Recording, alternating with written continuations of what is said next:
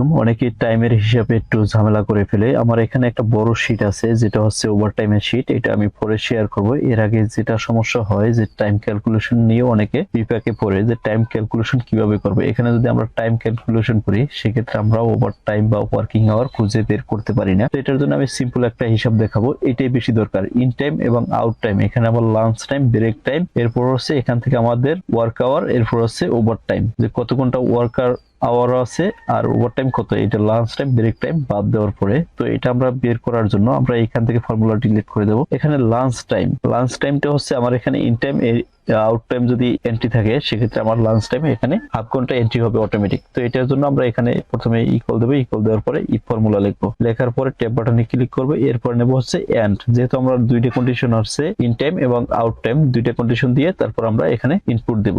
And লেখার পরে logic 1, এখানে আমি এটাকে সিলেক্ট করবো ইন টাইম ইকুয়াল, যদি ফাঁকা থাকে এখানে ফাঁকা, এরপর হচ্ছে কমা, ফাঁকা মানে হচ্ছে ডাবল কোট মানে হচ্ছে ফাঁকা, এরপর হলো C3, এখানে আমি লিখবো C3 ইকুয়াল টু এই যে আউট টাইম C3 ইকুয়াল, যদি ফাঁকা থাকে তাহলে কি হবে, এখান থেকে ফার্স্ট ব্র্যাকেট দিয়ে দেবো, এন্ড ফর্মুলার কাজ শেষ, এরপরে কমা দিয়ে দেবো। এই দুইটা যদি ফাঁকা থাকে তাহলে আমার এখানে হবে ভ্যালু ইফ ট্রু, তাহলে ফাঁকা, ডাবল কোট মানে হলো ফাঁকা।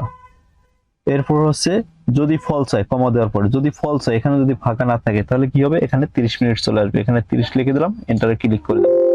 ইয়েস চাইলে ইয়েস দিয়ে দেবেন। এখানে লাস্টে ব্র্যাকেটটা দিলে ইয়েস চাইতো না, তো আমি ইয়েস দিয়ে দিলাম।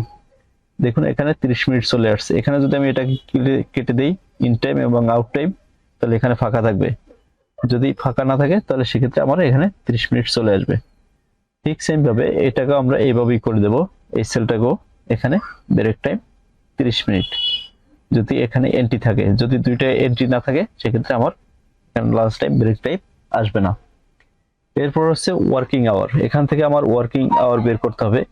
তো এটার আগে আমি একটা জিনিস দেখাই নেই, এখানে যে টাইমটা আছে এইটাকে আপনার টাইম সেটিং করে নেবেন। এখানে জেনারেল থাকলে কিন্তু এটা হবে না, এখান থেকে টাইম সিলেক্ট করে দেবেন। এরপর হচ্ছে ফরম্যাটটা আমি একবার দেখাই দিই। এই যে ফরম্যাট সেল, এখান থেকে আবার এই যে এই ফরম্যাটটা সিলেক্ট করে দেবেন। এই যে নাম্বার এখানে আসার পর টাইম থেকে এই ফরম্যাটটা সিলেক্ট করে দেবেন। তো এখন আমরা এখানে বের করব হচ্ছে ওয়ার্কিং আওয়ার বের করার জন্য আমরা এখান থেকে ইকুয়াল দেব, ইকুয়াল দেওয়ার পরে এখানে লিখবো মোড, মোড লেখার পর ট্যাব বাটনে ক্লিক করব।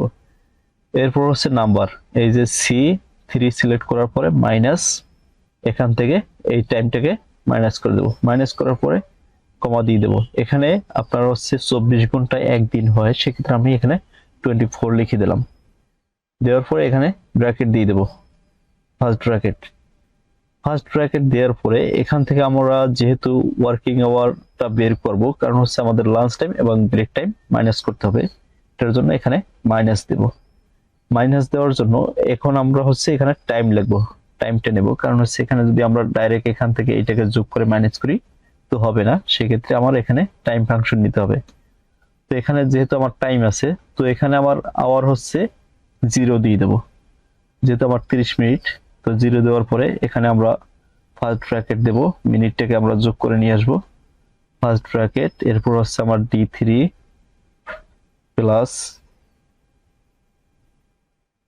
প্লাস এরপর হচ্ছে E3, দুইটাকে যোগ করে ব্র্যাকেট দিয়ে দিলাম, ফার্স্ট ব্র্যাকেট দেওয়ার পরে কমা দেব। এরপর হচ্ছে সেকেন্ড, আমার এখানে কোনো সেকেন্ড নেই, এর জন্য হচ্ছে আমরা 0 দিয়ে দেব, 0 দেওয়ার পরে ফার্স্ট ব্র্যাকেট দিয়ে দেব।